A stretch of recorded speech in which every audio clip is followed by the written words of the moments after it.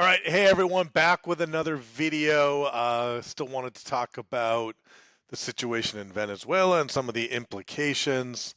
Again, appreciate it if you like, subscribe, turn on notifications, all that great stuff. Also, check out my newsletter linked on my YouTube page.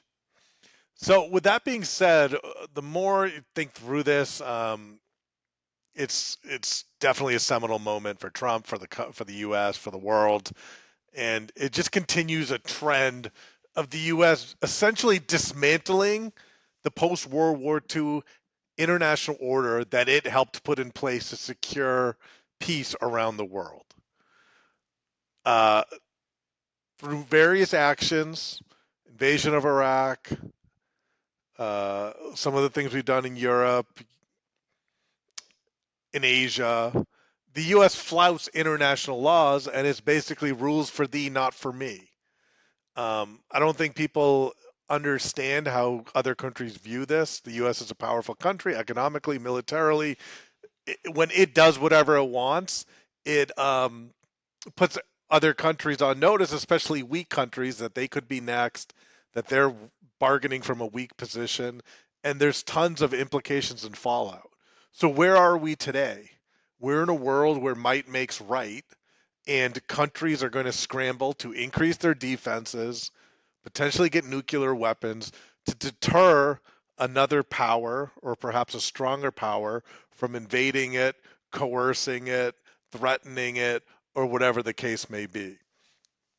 The days of taking grievances to the UN are over.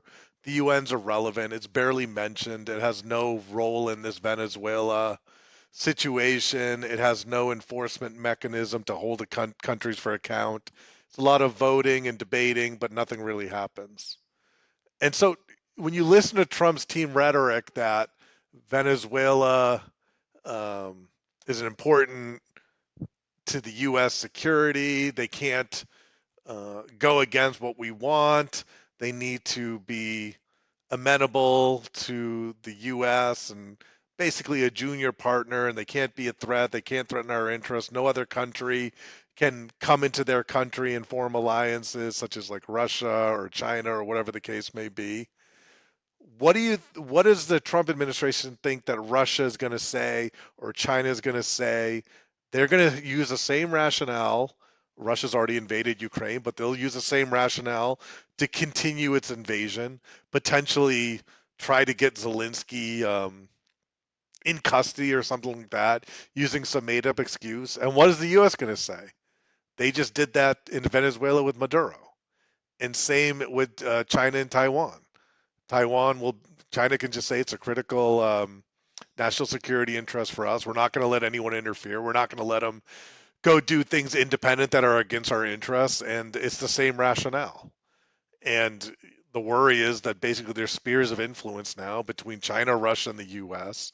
U.S. Americas, Russia, Europe, and really Eastern Europe, and China and Asia. And that's just going to be the way the world's carved up. And if you're a weak company, uh, tough. You're out of luck. I mean, this is a scary world. And again, as I said earlier, a lot of countries are going to look to secure nuclear weapons to deter anyone from invading it. And it's just it can escalate into a world that's from a bygone era where countries just invade each other, threaten each other, secure resources, and what's to stop it? Again, the U.S.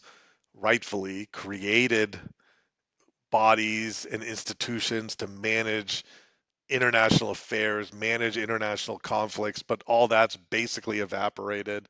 And it's ironic that the US is the one who basically took the lead in disintegrating these institutions when it's the one who led of its creation. So US in its history has been in shining light, but that light is dimmed and it's almost out.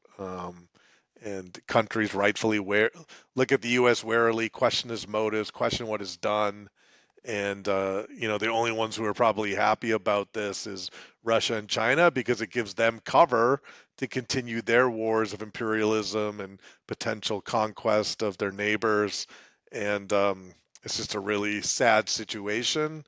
It didn't have to be this way. That didn't have to unfold this way. But here we are. The U.S. has meddled in other parts of the world for a long time, and now all that's coming home to roost with this invasion of Venezuela. Some of the rationale that the Trump administration is using for taking this action is exactly what Russia can say in Ukraine. Ukraine's on our borders. It's part of our national interest. We don't like foreign countries, foreign militaries in that country, and we're not going to allow it. Same with China and Taiwan. Again, to reiterate, Taiwan's a national interest. It's part of us historically. We're not going to let them go independent. And, you know, we'll see what happens in other parts of the world, but it's uh, it's a bad precedent. And, Trump being the peace president and doesn't want to get involved in foreign entanglements. I mean, all that shockingly out the window. So, who knows what the real policy or thought process is? Doesn't seem to be much, but that's just some quick analysis of the end of the world order that the U.S. put in place after World War II. Hard to believe, but here we are. All right, thanks. Be back with another video soon.